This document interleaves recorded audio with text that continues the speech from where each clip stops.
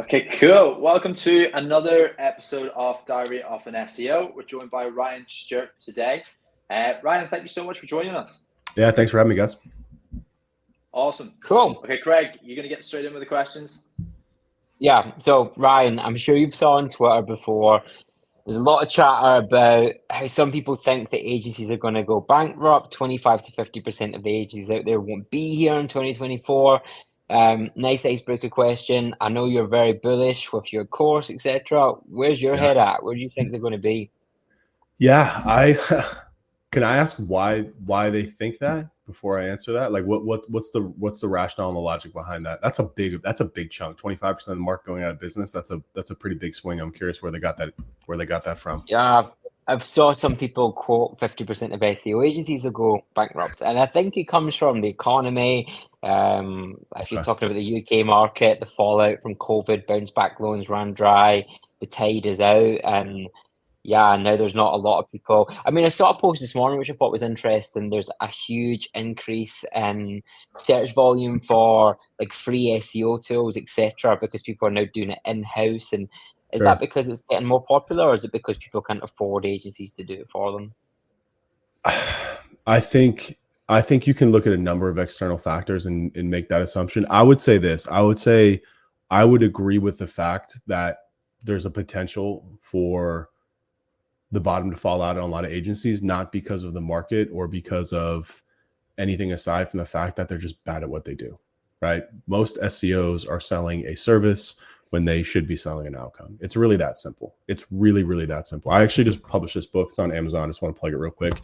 In the opening chapter, it's funny because one of the things I talk about here is like the history of agencies, right? And I go back, history of agencies and consultancies for how long agencies have been around and why I make the case for why I think it's a great business model for the future as well. If you're solving a problem that needs to be solved, there will always be a need for your agency, period. The problem with SEOs is that somewhere along the line, this became about professional services as opposed to marketing and growth, right? People want to sit on Twitter and argue about whether or not a no follow tag is a real thing when their clients are bleeding out cash because that's how they're choosing to spend their time, right? So I'm a firm believer that the agency market is going to be fine, but there's always cycles that will purge out the bottom, call it 25, 50. I don't know what that percentage is or where they got that number from, but like bad businesses are always going to fail, no matter what industry that is, no matter what's happening with the market. Like, in a capitalist society, which we operate in, businesses are always going to need more customers, period, right? So if that's what the focus of your business is and you're good at it, then you're going to be absolutely fine. Again, the challenge where SEO comes into play is that somewhere along the line, it became about like keyword research and like technical SEO and like audits. Like clients don't want that shit, guys. They want to make money. That's all they care about. And like, SEOs got this idea in their head that keyword research and these things are what in audits and like endless strategies. Like, no, just do the work, get it done, make the money, period. That's it. That's all that matters. And the other big thing, I talk about this in the book too, is what I call market offer fit. So in the software business, there's a concept called product offer fit, or any product-based business, right? Where you're taking a product and you're building a product to meet the needs of the market, to solve the specific problems that a market has, right? Agencies don't do that. We're just like, yeah, I do SEO and I'll do it for especially SEOs, but like, well, we'll do it for anyone that can pay a retainer. The problem with that is that not everyone needs SEO. Like Google, the amount of real estate in Google is shrinking. The amount of organic real estate in Google is shrinking. If you actually look at any localized search now, like we work with law firms. That's what our agency specializes in. And if you Google injury attorney Miami, right, that search is worth $10 million a year if you're on top, period. The thing is that there's local ads, then there's pay-per-click ads, then there's Maps Pack, then there's people also ask, then there's the blue links all the way down at the bottom, right? Like, nobody's scrolling that far down. that keyword is getting no traffic. It's getting no value. Tools like Ahrefs and SEMrush are telling you there's all this value to it. There's no value in that search if you're just ranking it organically. You have to be able to understand what's happening. You have to be able to massage your offer, your service to meet the needs of your market. So like a lot of us, again, do SEO for just anyone who will come. They do it for e-commerce, and they do it for a local business, and they do it for a coffee shop and a gym. And it's like, each time you do that, it's a different process. Each time you do that, it's a completely different service, right? Versus saying, I'm going to work with attorneys and I'm going to focus on what they care about, which is generating leads. Now that I know who my target client is, I know what they care about, I'm going to build my offer to be the best in the world at delivering leads for law firms, right? Right now, it happens to be search marketing, because you can go on social media all you want with law firms. You can put up billboards, but like, nobody's calling an injury attorney on Instagram while they're taking a dump. It just doesn't happen, right? They call an injury attorney when they're injured and they search for it, right? So search is still the number one source of leads for law firms, right? Now we can get into the conversation of looking at the pockets of search, optimizing for setting up LSAs, setting up pay-per-click ads, focusing on local search over traditional search, and just jamming content. I see it all the time in my industry. The reason why our agency is growing faster than any business I've ever run in my entire life right now is because we are not doing the same things that other SEO agents are doing. We always pitch against these guys that are just, they're working with a law firm, and they just crank out like 100 pieces of content that are like targeting these random areas with random practice areas. And I'm like, yo, if you had any, like, if you stopped for 2 seconds and just looked at what's happening in Google, like, nobody's getting those to those pages. Like, local SEO, which is the easiest thing to do, is driving 50% of phone calls right now for law firms. Those phone calls are worth $2,000 each to law firms, So like, that is the play. That's the strategy, right? So that's what we've done to continuously refine what we're doing within search, within the scope of what our clients need. And if Google blows up tomorrow and SGE takes over, and or ChatGPT becomes the area of search, my agency is going to be fine, because we don't do search. We do lead generation for law firms. That's the problem that we solve. Search is not solving a problem. Search is one mechanism that you can use to solve that problem. But if it's not the best mechanism, right? If you compare that to gyms, for example, I'm invested in a couple of gyms, and like, I would never put a single dollar into search marketing. Why? Because people don't use Google to find gyms. It's just that simple, right? They're on Instagram, they're asking friends, they're, getting coupons, they are responding to ads. They're not going to Google and being like, what's the best gym near me? Despite what SEOs think, right? That's just not it. And people might be searching for it, but they're sure as hell not coming into gyms, and they're not paying for it. And if you want to make the economics of your business work, the amount of customers that you have to get for a gym to make up for your retainer, which needs to be at least $3,000 a month in today's market, you'd have to get them like 50 new customers a month. It's not going to happen. That gym would be the most popular gym in the world, So that's a very long way of answering, where I do agree, but I don't think it's because of the fact that the economic climate is changing, because businesses are always going to need customers no matter what happens with the stock market, no matter what happens with COVID, no matter what happens with inflation. Like, businesses are, like, my law firms are still going to need clients, period. And they're going to pay what it takes to get those clients, if we can do so and we can show them the economics of that. So that's why I think SEO agencies are in trouble, not because of they want to blame other stuff for it, instead of looking in the mirror and being like, hey, maybe what we're doing isn't good enough, period. End of story. That's it. So I agree with the statement. I disagree with how they sourced it. It's a fear tactic that they're just using for whatever reason. But I do agree with the fact that, like, most agencies in this space are just bad. They just don't know what they're doing. They stopped evolving years ago, and they're continuously trying to take a square peg and jam it in a round hole, and they're getting bad results. And that's it. I think the game is changing so quickly, and people are struggling to keep up. There's like a big fatigue in general, especially if you haven't had a lot of wins. The less wins you get, the less motivation you get to keep pushing. You're obviously very good at what you do, so you keep pushing, keep learning, keep growing, and you ride off that success, right? And I think a lot of these small guys are struggling with that in the current climate as well. I mean, that's the definition of burnout, right? When your effort doesn't bring in the right reward. So what you've done is you've specialized, you've diversified the channels you offer, and you're doubling down on lead gen as the offer. And you'd recommend everyone does that in 2024? I recommend that people go back to what the role of marketing is. Like, I'll ask you, like, what's the point of marketing? If you're going to hire somebody to do marketing for your business, what do you expect?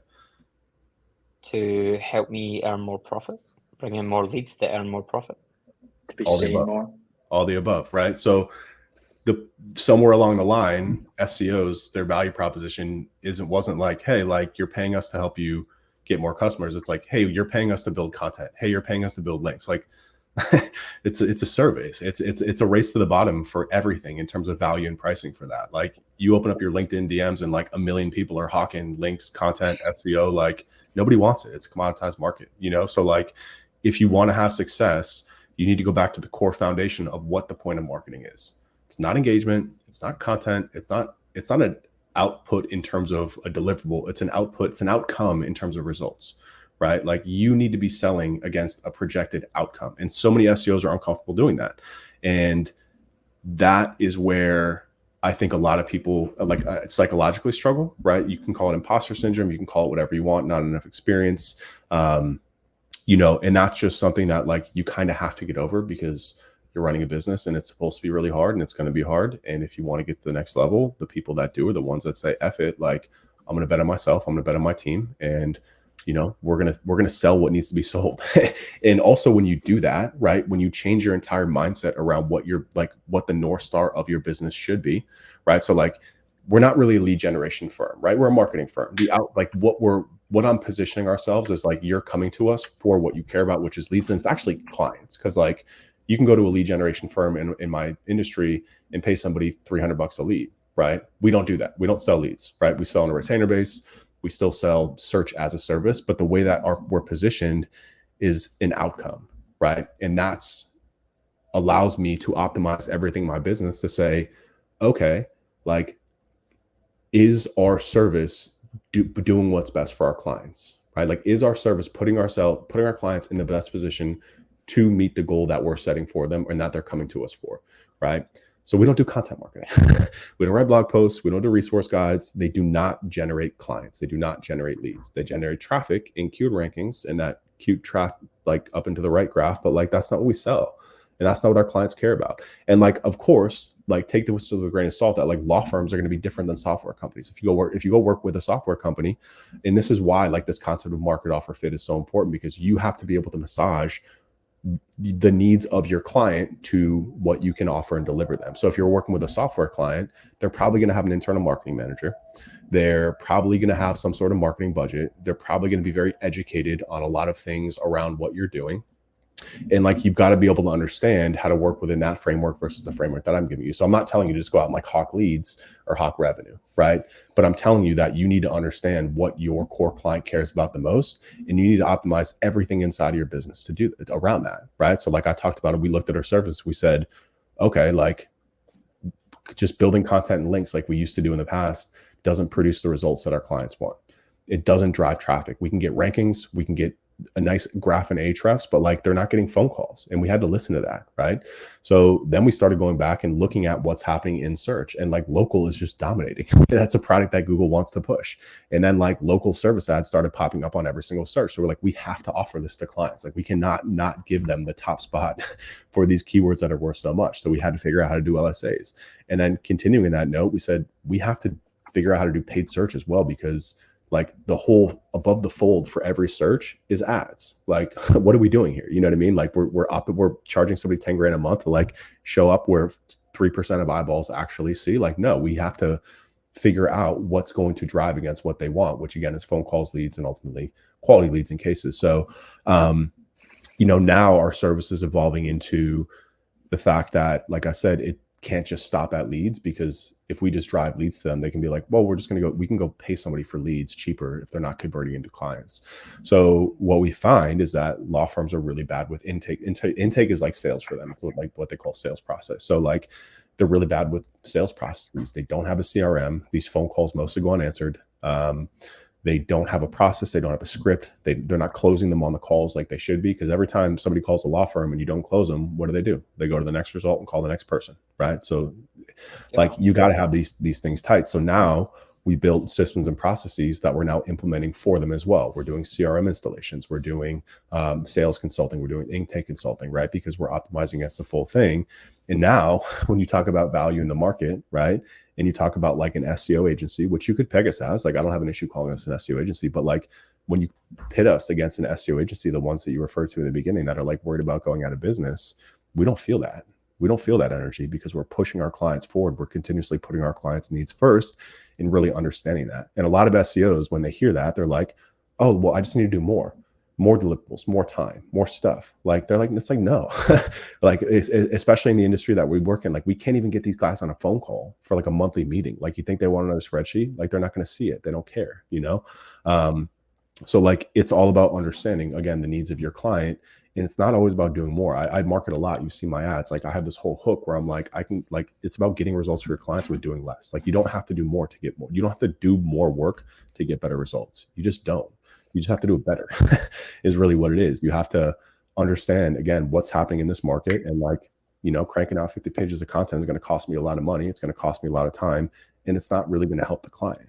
Right. So like, let's just strip that out. And now we've got this bandwidth now focus on other things. Like let's be the best in the world at optimizing a GBP, right? Let's be the best in the world at figuring out how we can get local links, like real local links in local markets. You know, like let's take that energy and put it into places that are going to be much better served. So that's what I mean when I say that. It rubs a lot of people the wrong way, but that's kind of how I do my marketing anyways. But that's what I'm talking about here. And like at the core of this, again, like we keep the main thing. The main thing is making our clients money. And like, that's what we're always optimizing against. We're always pushing that forward. And we're always asking ourselves how we can be better at it, being honest with ourselves and not saying, oh, well, inflation is really bad, guys. So like, maybe we should tuck our tail between our legs and go home, you know, like maybe we should figure something. Like, no, that's not going to happen. That's not how we operate. That's not how we think. And that's not how our clients think, you know? So now again, long-winded answer there. I love the answers. Keep them coming. Why did you choose law? I know it's big ticket, high ticket, but there's, I mean, what's the other one? Rankings.io. Yeah, some Chris big is great. competition in that space. Big competition. Why did you choose? Big competition. So again, I'm gonna plug this book because you had mentioned too that like a lot of people are struggling. Like this book you can get on Amazon for 99 cents. It will literally, there's 5 pillars in this book that talks about positioning, offer design, service prioritization, acquisition, and sales. Like the 5 pillars that I think any agency needs in today's market. Go pick it up. So one of the things that I talk about in there is how to select the right market position, right?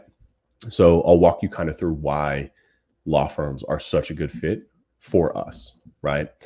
So first and foremost, like I said, there's 2 components of it. There's market and there's offer. The offer is what you do, the service that you provide. A lot of people are stuck on that in the SEO space. Like I'm not learning Facebook ads. I'm not learning anything else. I do SEO. So if that's going to be the case, then, and I had an existing SEO agency too. So it was kind of us as well. I didn't want to pivot into Facebook ads, even though we spend, 50 grand a month on Facebook ads and we're very good at it.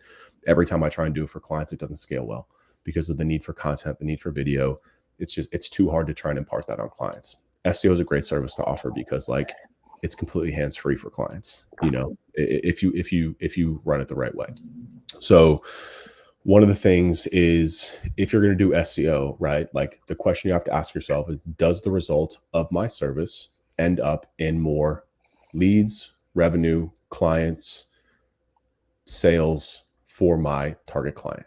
Right. So again, I go back to the gym example. If you type in like gym near me, like does the result of that search, be honest with yourself. Like e-commerce is another one that I love to pick on. Software too, because like people don't find software. I have a software company too. Like people don't find us through Google. They just don't. People don't Google like best like SEO projection software and then like sign up. Very few people might, but that's like all the way people down that are all the way down the bottom of the funnel, all the way down the bottom of the market.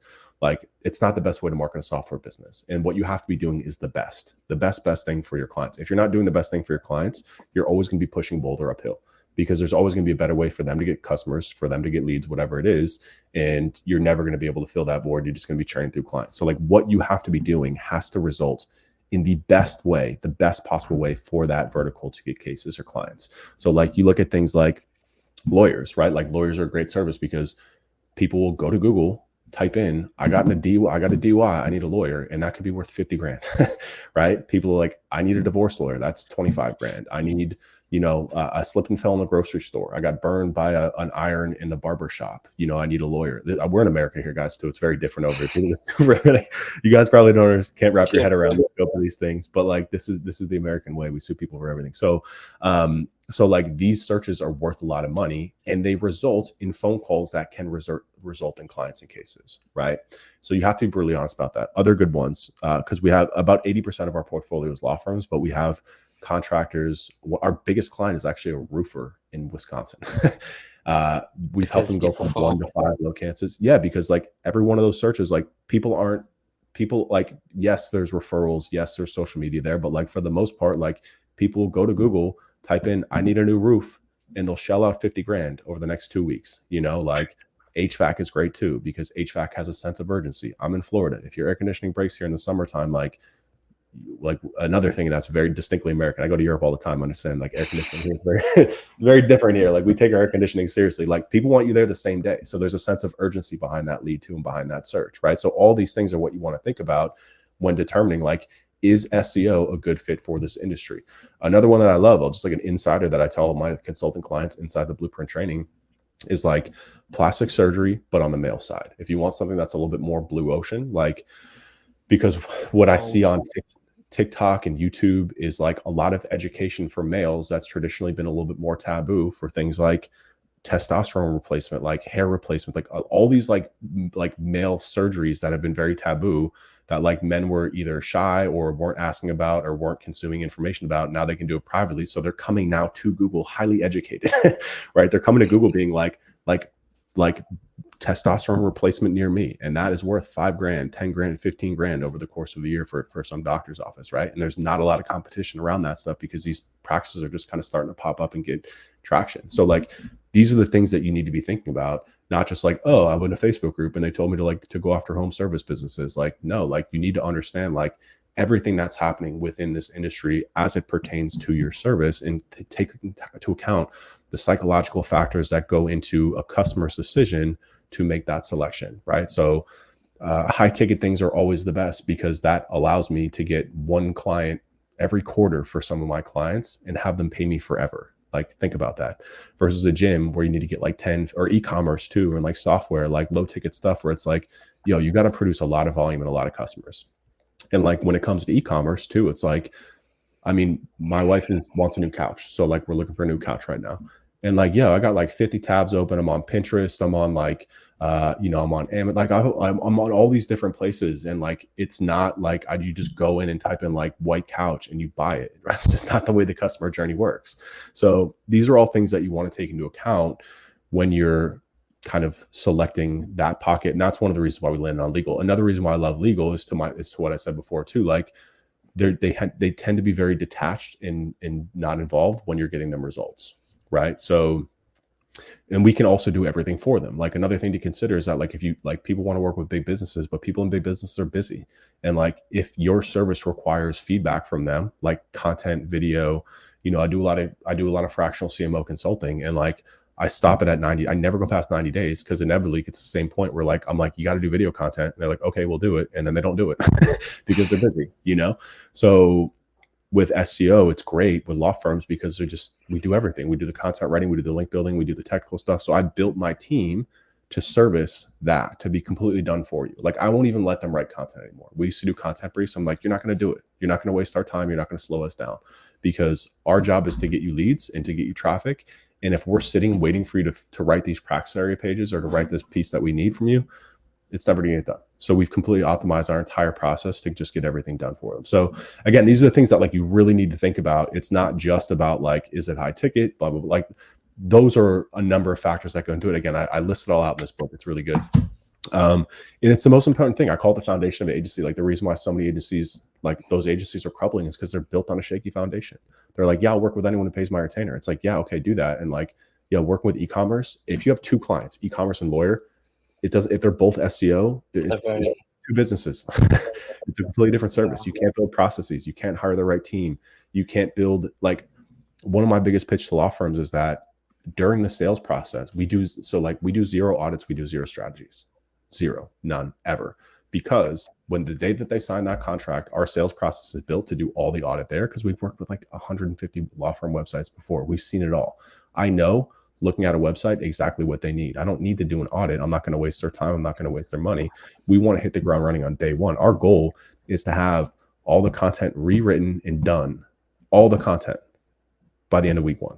And we can do it because we have templates done. We have writers that are waiting on staff that have written 50 of these pages before. Like they know exactly what they're doing. So our whole staff and team is built for speed, for volume, for output, for outcomes. And to get the work done as quickly as possible. We're not like sitting there like having to pepper them with like deliverables to like keep them engaged.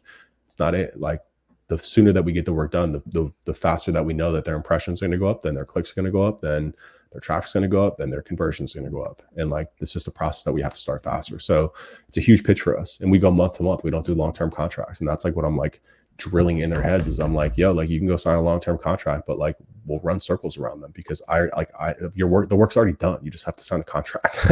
Like it's waiting for you. There's no guesswork that we're doing here. There's no spaghetti being thrown at the wall, you know? So like this, when you take all this energy, right, that's all focused on the foundation, which is the right offer for the right market. Like that's why we're growing so fast. And again, that's why so many people are struggling because they're, you know, I don't want to pick on them because they don't teach this stuff anywhere, you know, something that you have to kind of figure out. But like when you couple that now with the external factors, like 10 years ago, yeah, you could run a generalist SEO agency. I did. I made a couple $1 million doing it and I sold it, you know, but like it doesn't work like that anymore. It's too competitive. There's too many of us and the markets are too specialized. Like the software acquisition process is so specialized, right? The legal lead generation process is so specialized. Like I have to understand what's going on with billboards, what's going on with TV spots, what's going on with bus bench ads. I have to understand all that. And for me to walk in and think that I can just get results for a business that I've never worked with before is kind of asinine, you know, and it's irresponsible if you think about it, you know? And that's why like these concepts are so important. They're so important, especially for younger agencies that like haven't broken that like $10, $25, $50,000 a month recurring. Like you're like, you can work as hard as you want and you can burn out all you want, like you said, Craig, but like you don't have to, and you're burning out because you're forcing yourself to work and figure something out on the fly. And you don't have, it's just, there's a better way and you have to operate this way. Or I agree, like you're probably going to go out of business because it's just too much. It's too much work for too little return for the way a lot of people are operating. Yeah, I've got to say, sorry, Josh. I was just going to say, I run a content agency and I'm used to jumping between niches, and the fatigue you can cause trying to pick up these new niches and nuances, etc., is horrible. And it's becoming harder and harder and harder because I think we're learning more about content in general. Like Corey's course came out that taught us a lot about semantic SEO. It's becoming tougher for us.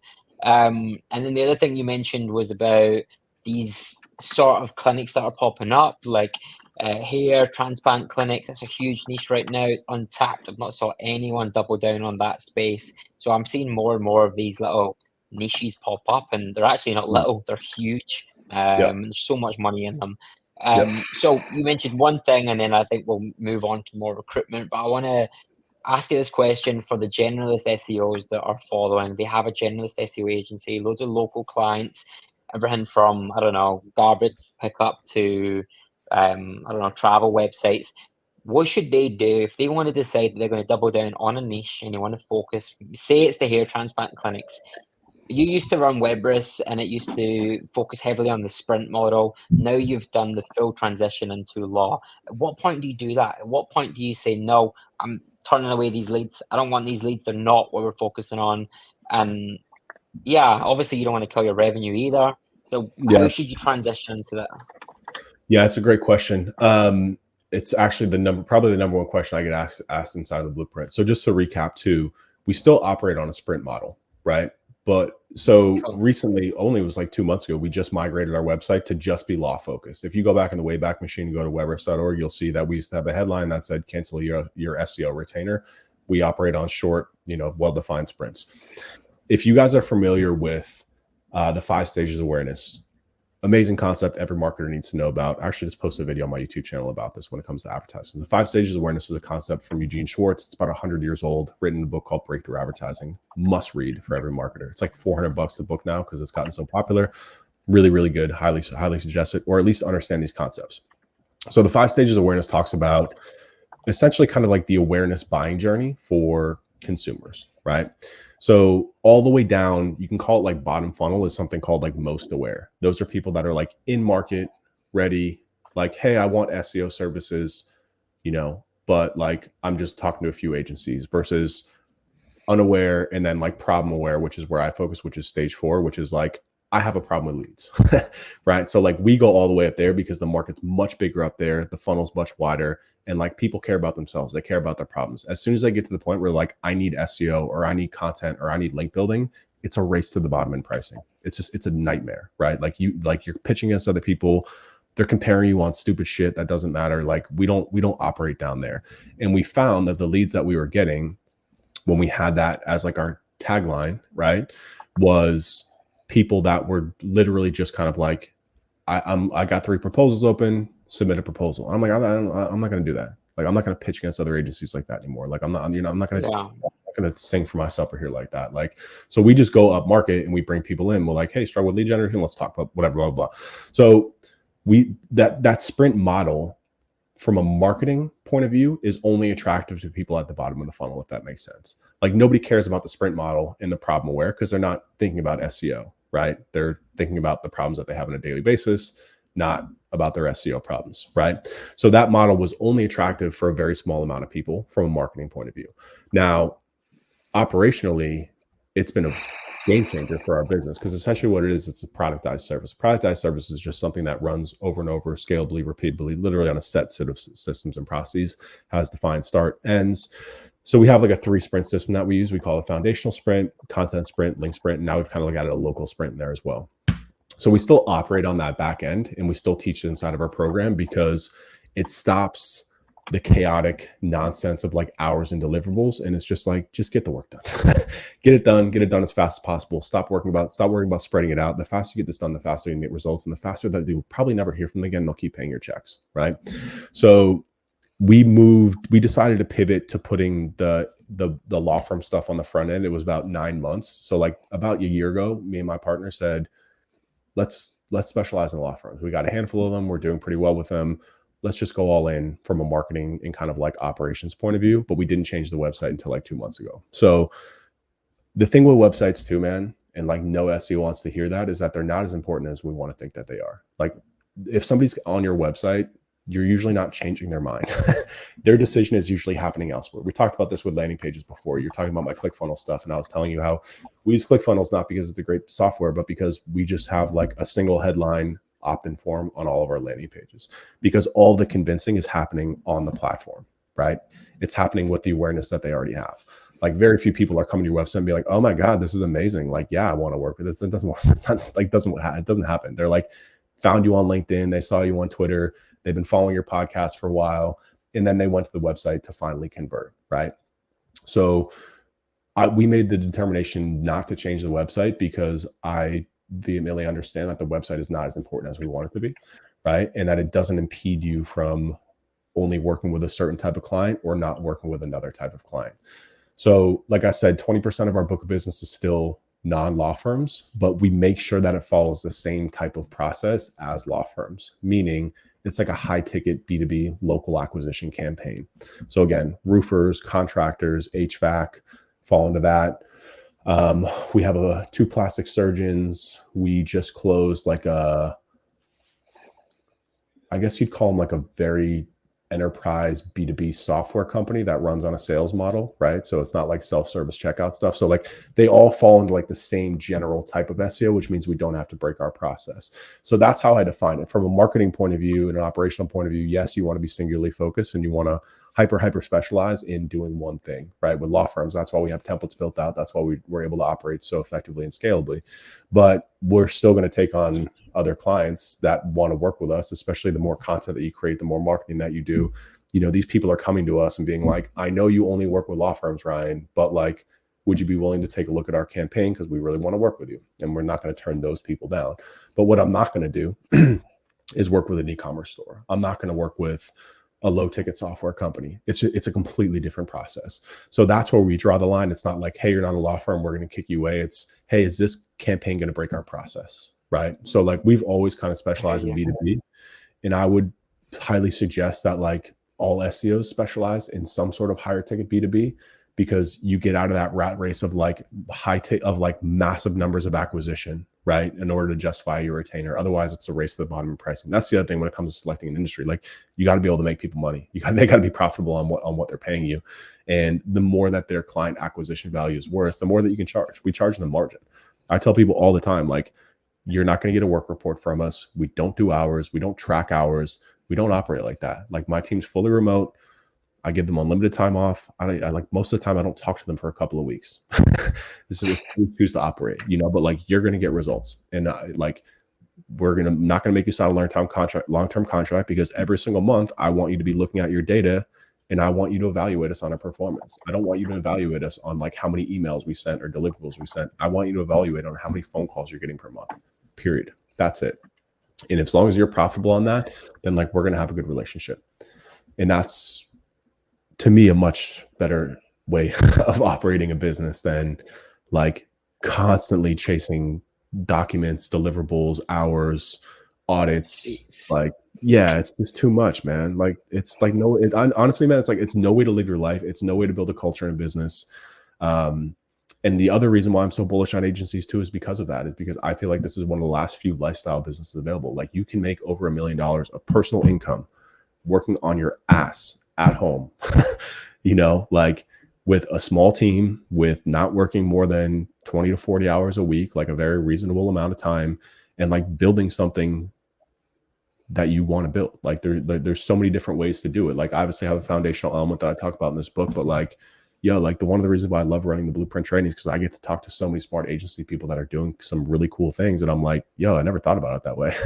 And it's amazing that you're able to build a business for you with 5 kids, in, wherever you want. And you can, it's very like, because when you get into like, people are talking about like affiliate, like e-commerce, like, sure, that's great. I've run those type of business before too. But like, one, you're a slave to algorithms, you're a slave to like platform updates, and you are running on razor thin margins. Like, to me, like a business that has to do a ton of volume, especially running on like needing traffic from a certain source, it's like, it's not what I do.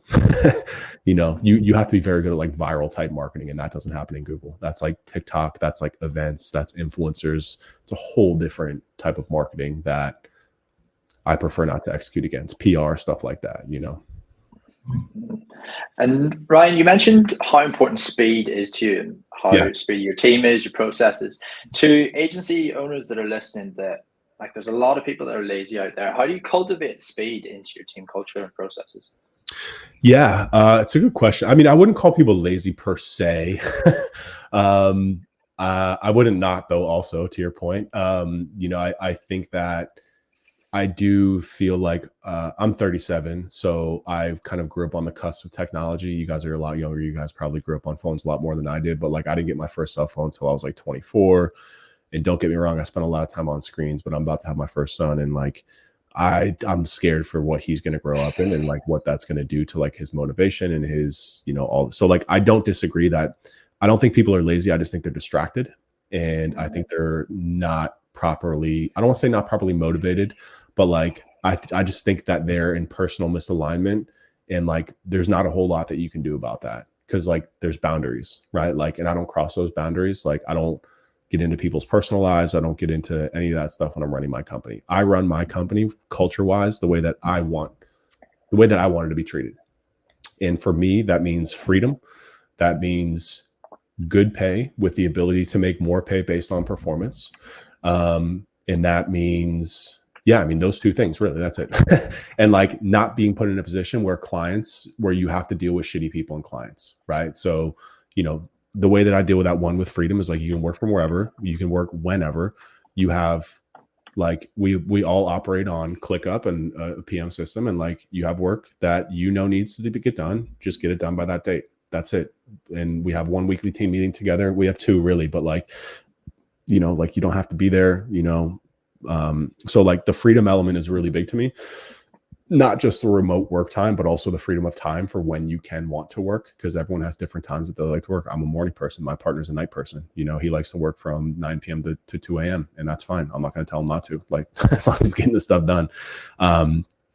Pay is another big one. So we try and pay like our best base pay possible that we know is competitive for our people. And then we also give bonuses. We try and give like monthly spot bonuses to people that are like doing well and getting good feedback from clients. So like, to me, money is important. There's other things that people are motivated besides money, but money always helps, especially in today's world. And 3, like I tell my team and I tell clients all the time, because I don't do client work anymore, but I tell a client, like, if there's ever a problem, you're assigned a strategist. We don't have PMs. We don't have account managers. Like, you just work directly with a strategist who's working on your campaign. that saves us money, makes us more profit that we redistribute at the end of the year. But I tell my clients all the time, if there's a problem, you come to me. You do not ever, ever, ever disrespect one of the people that are working on your campaign, because it's not their fault. If there's ever a problem, it's my fault, and you need to come to me and talk to me about it. And we'll get on a call, I'll look you in the face, and we'll figure it out. So like those three things are really big in my company. And, I also try and give the ability for, because there's a book called The 5 Languages, and it's similar to people in organizations, right? Like everyone has something that motivates them differently. So like I said, I don't think people are unmotivated. I think they're distracted. And like, if you can't get yourself off your cell phone or like YouTube during the day, then like, you're just not going to work in my company, because you're just not going to be productive. You'll just kind of, you'll flush yourself out the bottom. And that's another thing too, is that we hire we're 99% contractors. My partner is really the only person that's W-2'd at the business, because a lot of our team is international, right? Like it's a whole conversation about Americans and what's happening with Americans right now. Like, I don't think we're the best employees. There's a certain level of entitlement. There's a certain level of pay that they demand and like, we've had a lot of great success in the UK with people. We've had a lot of great success in Eastern Europe. We've got a bunch of people there that are like core to our SEO team. And like, dude, like you want to talk about like motivated, like that, like those people, like the cream rises to the top, and that always happens. So like whenever we're looking for a position, we usually hire 2 or 3 people, and we'll pay them all salary, and like the cream rises, like, and it's very easy to tell with somebody. Like, we have this new woman, her name's Annette. I hired her to help me out in biz dev, and like, she's like the definition of a superstar, dude. Within the first week, you just feel her impact. Like her eyes are bright. She's excited. She's got good energy, and like, that's what we look for. And those people rise. It's just human nature, so those people rise, and the ones that don't, we just got rid of like one of our lead strategists, because like, she just, to your point, like, I don't know, like I'm hesitant to say the word lazy, because I don't think people inherently lazy. I think they're just distracted by the circumstances around them. I think there's so much noise. It happens to me too. I get stuck in these YouTube wormholes. I'm a big American football fan, and like football season's the worst for me, because I have to like consciously turn off YouTube and stop watching these talking heads talk shit about stuff that doesn't matter to me, So, I think there's a certain level of discipline that people need to build, but like, I can't do that for you. You need to do it on your own. That's part of becoming an adult, a man or a woman, whatever that is, and part of being successful. So I don't cross that line with people. I know there's some people that do, but like, for me, I'm very black and white and very simple. Like, if you don't have that down, you just can't work here. and that'll take care of itself, and that's, one of the blessings about owning and operating a company in today's climate, where like people prefer to be contractors, even in the US, because they save on taxes. They can freelance, moonlight, kind of run their own business, and I'm very open to those types of relationships, because that's how I was too. I didn't want to work for one company, but like, if I work for you, I was going to kill it, and again, like when we talked about optimizing the whole business around what matters, like we don't care about hours. We don't care about deliverables. So like, I don't need to hold my people accountable for stuff that don't matter, right? If our clients are getting results, and like, that's all that matters, period. So that's when we talk about like optimizing the entire business around these concepts, like this is how it flushes itself out through the back of the business. It's not just about like getting leads. It's also about like keeping the main thing.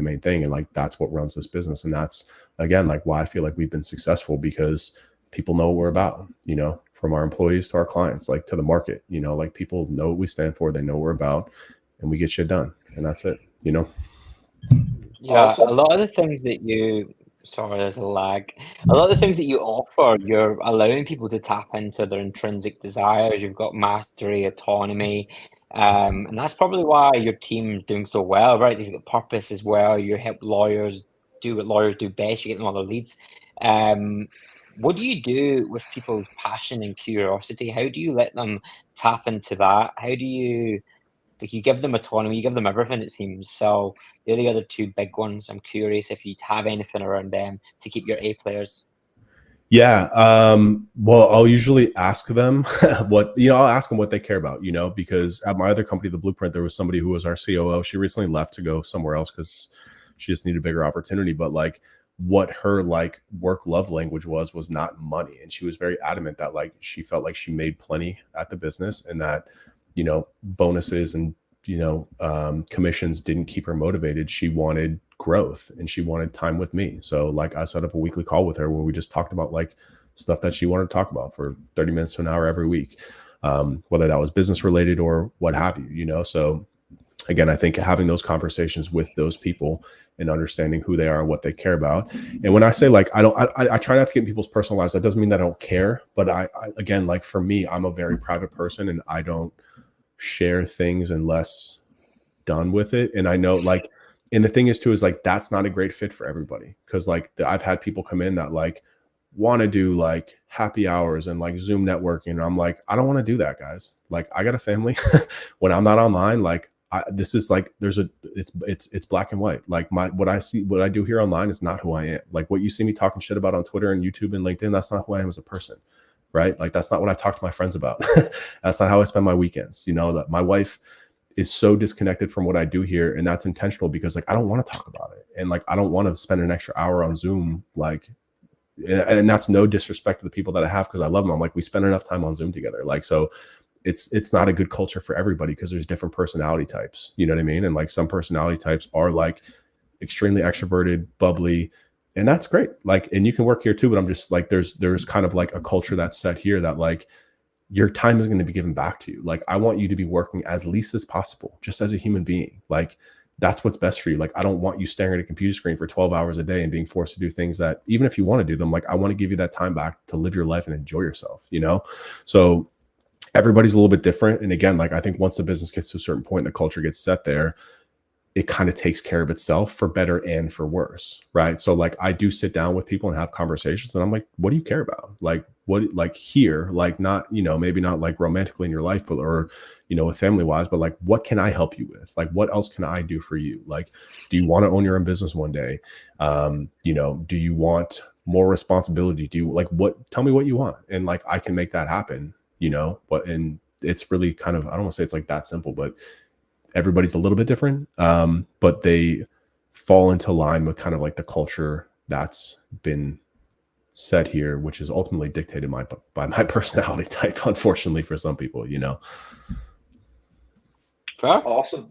And Ryan, I know we've only got 8 minutes left of your time, but obviously you deal with a lot of agencies, and of course, an answer to this is to buy your book. But what's one actionable tip that you could give to agencies that you kind of see as like a common pain point for them to move forward, basically grow? Yeah. So simplify it. So this book is written under my company called The Blueprint Training. We exclusively work with agencies and pretty much all SEO agencies. The biggest piece of advice that I have for people is to simplify it. Like, don't overcomplicate things. And when you flush that through the whole business, it really makes things simpler. So like, if you're making less than $25,000 a month, like this is what you need to do. Cause this is where most people I feel like in the agency space are. Like when they're really real with themselves, it's probably around 25,000 a month on a regular basis. It might fluctuate here and there, but that's usually where people get capped out. Focus on a single type of client that needs what you do and results in an acquisition. Put together an offer that delivers on that promise, right? It doesn't have to be SEO, it doesn't have to be paid search, doesn't have to, whatever that is. Like, put together an offer that delivers on that promise. 3, systematize, productize that offer. Like, our business, if you really boil it down, isn't a Notion document. It's in a Notion document. It's a process. It's a checklist. It's not that complicated, but it delivers on what we promise. And that promise results in a lot of money for our clients. So those 3 things go really well together. 4, find a single lead source, a single traffic source that you can market yourself on. It could be a podcast. It could be posting on LinkedIn every day. It could be posting on X. It could be making videos. It could be running ads. For us, for my agency, I put together a 7-minute video that diagnoses a problem for law firms, presents a solution. We run Facebook ads to it, and we book calls with it. That's how we get 100% of our clients. It's very simple. And 5, you also need to productize your sales process, because sales is something that really and this is kind of like the final frontier with agencies. Like, sales is something that really bogs them down, like custom proposals, like all this work and analysis. Like, you need to be able to get somebody a proposal the same day. Because if you don't, like, your conversion rates are going to go through the floor, right? Like, it just, people ghost, and you're like, why are they ghosting? It's like, it's a combination of things. They just lost interest is really what it sums up with. So those 5 things. So when you simplify everything and you're just like, I'm doing too much, I'm trying to be everything for everyone, I need to be the best in the world at doing this one thing, and then you flush it out through the back of your business, and like you will have $1 million business in the year if you do that. It's not that simple, but like it's kind of that simple, you know. Like a lot of SEOs, especially, they just get overwhelmed. They're like get off of Twitter, man. Like stop going to these conferences and events. Like I got all the love and respect for these people, but like a lot of the people at these events are like talking about like stuff that does not matter. It doesn't make money for companies. They're doing like enterprise SEO. They're like in the 0.01% of people that are like SEOs that are like working at Uber and like doing SEO for them. It's like, that's not what you're going to be doing. That's like a very, very small percentage of people. And like, you're also probably like, if you're an agency, like you're probably not going to get those accounts. They're going to build in-house teams. So like stop listening to them and start listening to the people that matter, which is your customers. That's it. Like those are the only people that you need to be listening to. And like, you can figure it out. You can test. SEO is not that complex. It's really not, especially like local SEO. It's literally some of the easiest stuff that has such a high impact when done right, like high impact for the right businesses. Like that's what you need to be focused on. Awesome. I love that. Thank you so much for all of that, Ryan. So a lot of our audience are agency owners. So if there's agency owners out there struggling, where can they come to find you? The Blueprint training, the Blueprint.training. You can look up the agency Blueprint. It's on Amazon. Like I said, you can get the hard copy for $10, 99 cents for the ebook version. I really just want people to read it. I make no money off it. I spent like a lot of money getting this written, developed. I make no money off it. I really just want to provide this information out there because it works. It really, really, really does work. Like simplify it, strip it down, focus on the main thing. Don't overcomplicate it. And you won't be one of those 25% of agencies that are getting discussed on Twitter. Awesome. And yeah, we'll leave all the links below in the description for all of that. Thank you very much, Ryan. Thanks, guys.